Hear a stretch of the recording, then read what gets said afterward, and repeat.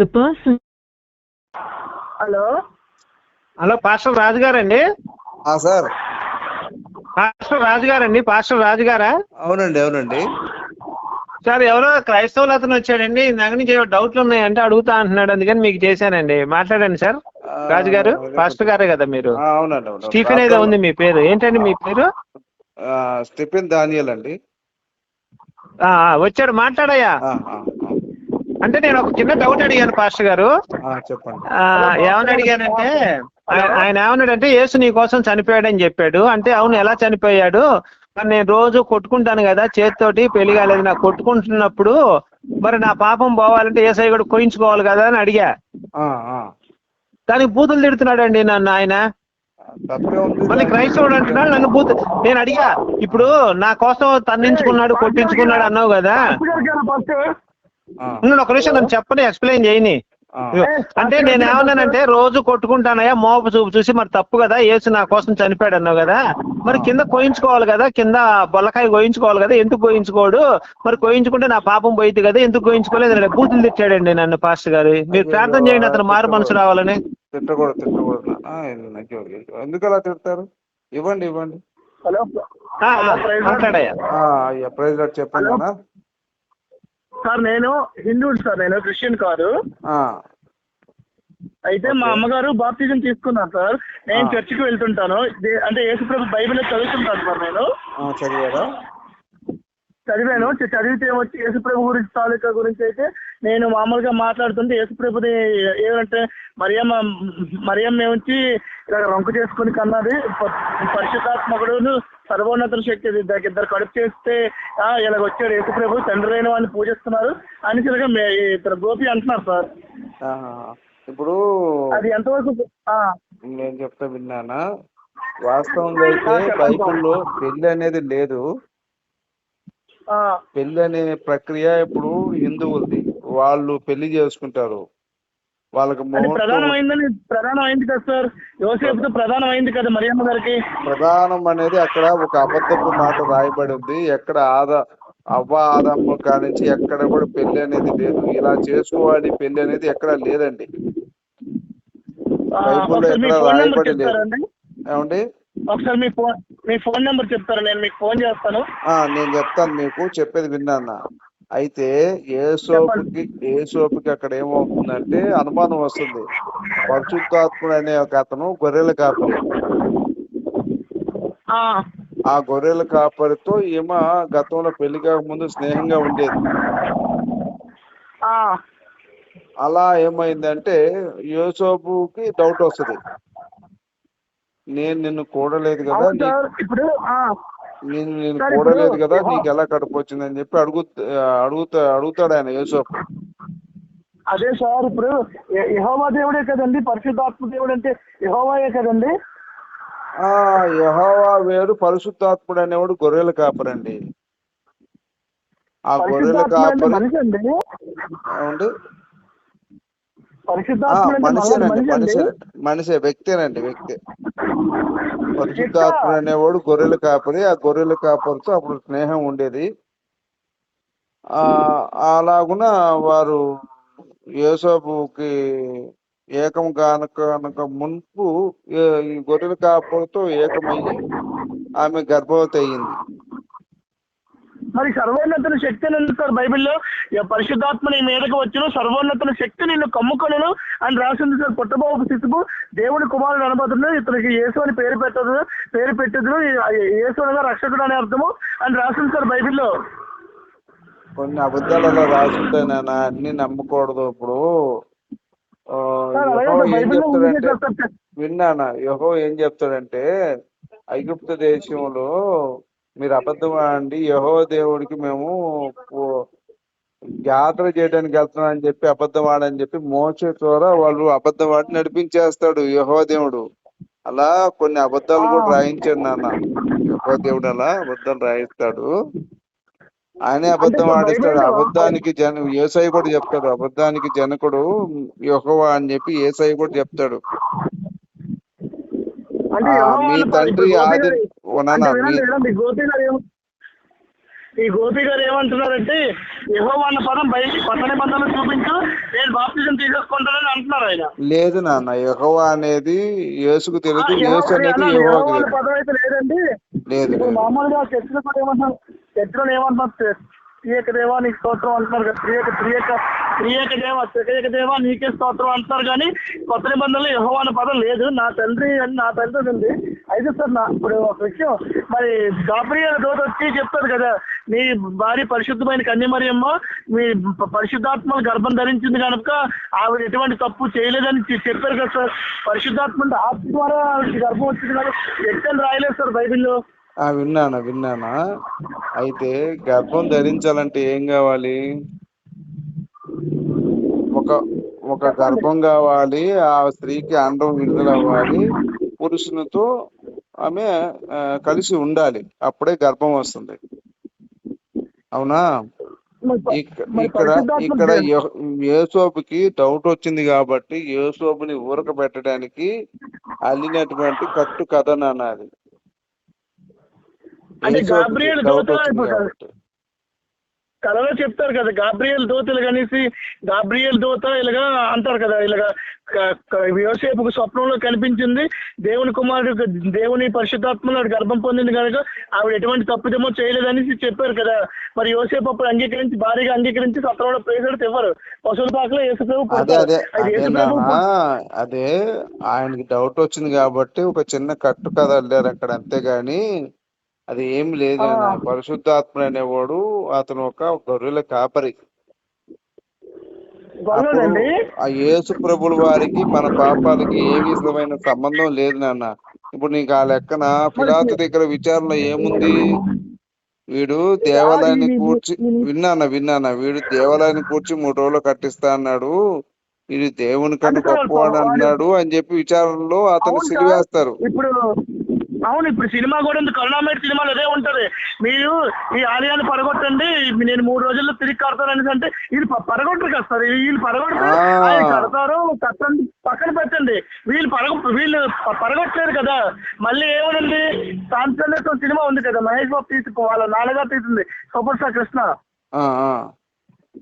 Star Krishna cinema తీసింది, సాంసల్యం cinema ఒకటి ఉంది కదా, అందులో ఆయన ఏమంటారు, ఆలయాన్ని పడగొట్టండి 3 రోజుల్లో తిరిగి కడతారు అంటే ఆలయాలు 46 సంవత్సరాలుగా పట్టిన కోవెల, ఏదో నగరేతు నుంచి వచ్చిన వాడు, మారుమూల వడ్రంగి పెట్టేవాడు ఇలా వచ్చి 3 రోజుల్లో కడతారన్నాడు. 3 రోజుల్లో అదేదో పిచ్చివాడు అనుకున్నావు. ఆలయంలో చంద్రవందరు చేశాడు, చిన్నతనం కాబట్టి సహించాం. మనుషుల పాపాలు దేవుడు మనుషుల పాపాలు దేవుడు నిర్ణయించిన మనుషుల పాపాలని ఎదురు నిర్ణయిస్తానన్నాను. అప్పుడు ఎదురు నమ్మకం కోసం సర్దుకున్నాం. చివరికి తానే దేవుడి కుమారుడిని అతనితో అన్నాడు, ఇంకా యేసుప్రభు ఇలాంటి వాడు ఉండకూడదు, తిరివేయాలి అని అంటారు కదా సార్. ఇప్పుడు ఒక విషయం ఇక్కడ పాయింట్ విన్నానా, ఇక్కడ మనుషుల పాపాలు ఏమైనా ఉన్నాయా? మనుషుల పాపాలు అంటే ఉన్నాయి కదా సార్. వాళ్ళు అక్రమంగా సొమ్ములు లాక్కోవడం. ఇప్పుడు ఏంటంటే ఇప్పుడు బాప్తిజం తీసుకునే విను ఒకటి నీకు అర్థం కావట్లేదు. విను, ఇక్కడ ఏం చెప్పాలి? మనుషుల పాపాల కోసం యేసుని సిలువ చంపుతానని చెప్పాలి. ఇప్పుడు శిక్ష పడేటప్పుడు వినండి, కోర్టుకు వెళ్ళిన తర్వాత ఒక అమ్మాయిని రేప్ చేశాడు కాబట్టి ఇతన్ని జైలు శిక్ష వేయాలి అంటారు. అక్కడ ఏముంటది? రేప్ అనే ఉంటది. దానికి మనుషుల పాపాలకు సంబంధం లేదు కదా. అదే విధంగా యేసుకి మనుషుల పాపాలకి ఏ విధమైన సంబంధం లేదు నాన్న. అదంతా కట్టు కదా. ఈ పాస్టర్లకి, నేను పాస్టర్నే, 10వ భాగాలు దొప్పడానికి వేసిన వెత్తుగడ తప్ప మనుషుల పాపాలకి ఇంకోటి చావడానికి సంబంధమే లేదు. దానియేల్ పీటర్ అండి. అయితే సార్ ఒక విషయం, మీరు చర్చి పాస్టర్ గారా మీరు? అవునండి. అయితే ఇప్పుడు సంఘం నడిపిస్తున్నారండి సంఘం? అవును. ఇప్పుడు నీకు ఒక విషయం చెప్తా విను. మత్తయి సువార్త 26వ అధ్యాయం చూడు, 36 నుంచి 47 చూడు. ఎప్పుడైనా యేసు ఏమంటాడంటే, మరణానికి భయపడతాడు. తండ్రి నీ చిత్తమైతే ఈ గిన్నె నా నుండి తొలగింపము అని చావు భయంతో ప్రార్థన చేస్తాడు ఆయన. మరి ఇప్పుడు దేవుడు మన కోసం చనిపోయాడు అయితే ఎందుకంత ఏడుస్తాడు చెప్పండి? అదే sir Shivashakti YouTube channel Shivashakti Karunakar సుబ్బిన దగ్గర ఒక అతను ఎలీషా అనేసి సత్యబాబు, ఎలీషా పాస్టర్ అంట ఆయన, సత్యబాబు గారు ఆయన. ఆయన ఏం చెప్పాడు, ఆ టైటిల్ ఏమన్నదంటే ఏసు అవలక్షణాలు గల యేసు అనేసి, అంటే ఏదో యేసు ప్రభు అంట మనిషికి తిరగల రాయి కట్టేసి సముద్రంలో పడియండి అని చెప్పేసి యేసుప్రభు అన్నారట. అది ఎందులో ఉంది, అది ఎందులోనే ఉంది చూపించారు. మత్తయి సువార్తలో ఉంది, మార్కు సువార్తలో ఉంది, మళ్ళీ లూకా సువార్తలో ఉంది. మళ్ళీ ఏమైనా ఉంది, మీ అక్కని మీ అమ్మని, మీ నాన్నని, అక్కని, చెల్లిని, మొత్తం కుటుంబ సభ్యులందరినీ వదిలే సమస్తముని విడిచిపెట్టేసి వచ్చేమని చెప్తే పేతురు అన్నాడంట. మాకు కలిగిన కాడిని విడిచిపెట్టి వచ్చే కాలం ప్రభు అని అన్నారట. అయితే మళ్ళీ నేను ఒక చర్చ్ పాస్టర్ గారు, నేను మాది రాజమండ్రి సార్, మాది రాజమండ్రి. అయితే జాన్ వెస్లీ పాస్టర్ గారు ఉన్నారు కదా, జాన్ వెస్లీ. అవును, జాన్ వెస్లీ గారు అంటే ఆయన కాల్ చేయలేదు, వేరే ఇంకొక పాస్టర్ గారు అడిగి అన్నారు, తమ్ముడు సమస్తాన్ని విడిచిపెట్టి వచ్చేమని చెప్తే సమస్తం అంటే ఏంటి, మీ మొత్తం ఇప్పుడు నువ్వు క్రిస్టియన్ అయితే మీ ఇంట్లో వాళ్ళు హిందువులు, లేకపోతే నువ్వు హిందువుడు అయితే ఇంట్లో వాళ్ళు క్రిస్టియన్స్ కి ఇప్పుడు యేసుప్రభు అందరూ నమ్మరు. ఇప్పుడు నీ ఇంట్లో వాళ్ళు, నీ అన్నదమ్ములు, నీ అక్క చెల్లెళ్ళు, మీ అమ్మ నాన్న, మీ అక్క పిన్ని బాబాయ్ అందరూ మీ ఇంట్లో వాళ్ళే, కజిన్ బ్రదర్ నీ ఇంట్లో వాళ్ళని శత్రువులు అయిపోతారు తమ్ముడు. సమస్తాన్ని విడిచిపెట్టి మనం ఎందుకు వచ్చేయమన్నాడంటే నీ అనుకునే వాళ్ళని శత్రువులు అయిపోతారు. అది ఎంతవరకు కరెక్ట్? మళ్ళీ ఇంకా ఏమనుందంటే ప్రాణాన్ని, అక్కని, చెల్లిని, అమ్మని, తల్లిని, తండ్రిని, ప్రాణాన్ని కూడా, చివరికి ప్రాణాన్ని కూడా యేసుప్రభు ద్వేషించమని చెప్పడం అయితే ఉంది. అయితే ఆ ఎలీషా పాస్టర్ గారు ఏమన్నారు, మరి ఇన్ని ప్రాణాన్ని ద్వేషించమని చెప్పిన వారికి చివరికి గెత్తమనే తోటలో వచ్చి, గెత్తమనే తోటలో ఈ గిన్నె నా ఎదురు నుండి తప్పించండి, సిలువ శిక్ష నా నుండి తప్పించండి అని తండ్రి దేవుడికి ఎందుకు ప్రార్థన చేస్తారు అని అంటే అప్పుడు అన్నాను. మరి ఎవరికైనా సిలువ అంటే కష్టమే కదండి, సిలువ కాదండి. విను ఒకసారి విను. ఇప్పుడు అల్లూరి సీతారామరాజు వినండి, అల్లూరి సీతారామరాజు ఉన్నాడు కదా, ఆయన బ్రిటిష్ వాళ్ళు ఆయన కాలువ పోతుంటే అక్కడ ఇక్కడ కాదురా గుండెల మీద కావచ్చు అని చెప్పేసి గుండె చూపిస్తాడు ఆయన. సినిమా కాదు, రియల్ గా కూడా అదే జరిగింది. ఇప్పుడు ఆ ధైర్యం యేసులో ఎందుకు లేదు చెప్పు సార్? యేసులో ఎందుకు లేదండి సార్? ఒక విషయం సార్, పోనీ నేను అన్నట్టు యేసులో లేదన్నారు సరే, నేనేం అనలేను.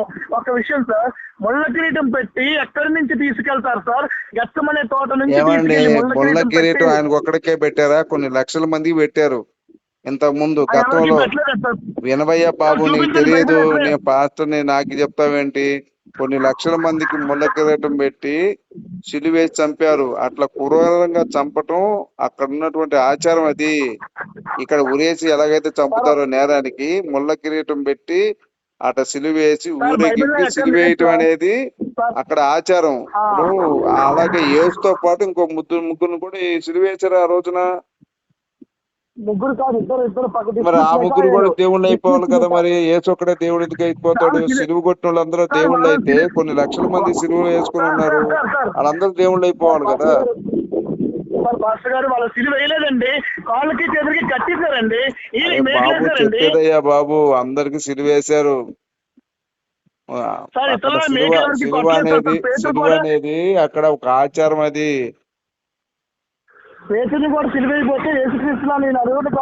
ఇంకొకటి విను ఒక్కడు చెప్తా విను. మత్తయి సువార్త 12వ అధ్యాయం చూడు, 18-20. ఆయన ఏమంటాడు? యోహాను తినకయు తాగకయు వచ్చిన గనుక వీడు దెయ్యం పట్టిన వాడు అనుకుంటున్నారు. మనుష్య కుమారుడు అంటే యేసే కదా. తినుచును త్రాగుచును వచ్చిన గనుక ఈ మద్యపాని అనియు తిండిపోతు అనియు అనుకొనుచున్నారు. మద్యపాని అంటే ఏంటి? తాగుబోతు అని అర్థం. అయ్యో, అది ఆయనే చెప్పాడు కదా. మనుష్య కుమారుడు అంటే యేసు తినుచును త్రాగుచును వచ్చిన గనుక ఇదిగో వీడు మద్యపాని అనియు తిండిపోతే అనియు అనుకునుచున్నారు అంటాడన్న. యేసు చెప్పిన మాట వినకపోతే ఎట్టకయ్యా నువ్వు? మనిషి కుమారుడు అన్నారండి. వచనం నీకు కావాలంటే మత్తయి సువార్త 12వ అధ్యాయం చదువు, 18-20 చదువు, నీకు అర్థం అవుద్ది. అలాగే చెప్పేది బాబు, అసలు పరలోకం అని ఏదో భ్రమపడుతున్నావు కదా. మత్తయి సువార్త 13వ అధ్యాయం 10-17 చదువు. అక్కడ ఏంటంటే ఉపమానంగా ఆయన బోధిస్తా ఉంటాడు యూదులకి. అప్పుడు శిష్యులు అడుగుతారు, మీరు ఉపమానంగా ఈ రీతి ఎందుకు బోధిస్తున్నారంటే అప్పుడు ఆయన పరలోక రాజ్యము మీకు మాత్రం అనుగ్రహించబడినది, అన్యులు అనగా మీరు అందరూ, వాళ్ళు కాకుండా అన్యులు అంటే అందరూ అనమాట, యూదులు కాకుండా అందరూ అన్యులే, వాళ్ళకి విన్నా కూడా వినపడకుండా చూసినా కూడా కనపడకుండా పరలోకం వాళ్ళకి కాకుండా మీకు మాత్రమే రహస్యంగా బోధిస్తున్నానంటాడు. ఆ యూదుల్లో కూడా కొంతమందికే పరలోకం, అందరికి కాదు. మీకు కూడా సంబంధం లేదు, మాకు సంబంధం లేదు, ఎవరికి సంబంధం లేదు. పరలోకానికి మనకి ఏం సంబంధం లేదు నాన్న. ఇప్పుడు అవును పాస్టర్ గారు, మీరు దైవకులు కాబట్టి మీరు శాంతంగా మాట్లాడుతున్నారు. తిట్లు తిడుతున్నాడు అండి, అది గోపి అనే అతను తిట్లు తిట్టి అంటే ఆయన బైబుల్ ఒకటినా, ఆయన ఏం చేశాడంటే బైబుల్ ఎక్కువ సార్లు చదివాడు. బైబుల్ ఎక్కువ సార్లు చదవగానే ఏమవుతుందంటే యెహోవా భాష ఆయనకు వచ్చేసింది. ఇప్పుడు మీకు ఎగ్జాంపుల్ యెహోవా భాష వచ్చింది ఆయనకి. ఎక్కువ సార్లు బైబుల్ చదవద్దు అని చెప్పాను నేను. ఆయన చదివి చదివి చదివి యెహోవాలా తయారైపోయాడు. ఇప్పుడు ఆమోసు 7వ అధ్యాయము 17-18 ఏముంటదంటే, మీ భార్యలు వేసులగుదురు, మీ పిల్లలు నేలకేసి కొట్టబడుదురు, మీ పిల్లలు ఖడ్గము చేత కొట్టబడుదురు, మీరు అపవిత్రమైన జీవితమందు చతురు అంటాడు యెహోవా దేవుడు. కూతురు మీ భార్యలు వేసులగుదురు అంటే ఏంటి? వ్యభిచారానికి అప్పగిస్తాననే కదా అన్నాడండి. ఆమోసు చూడు, ఆమోసు 7వ అధ్యాయం 17-18 చదువు.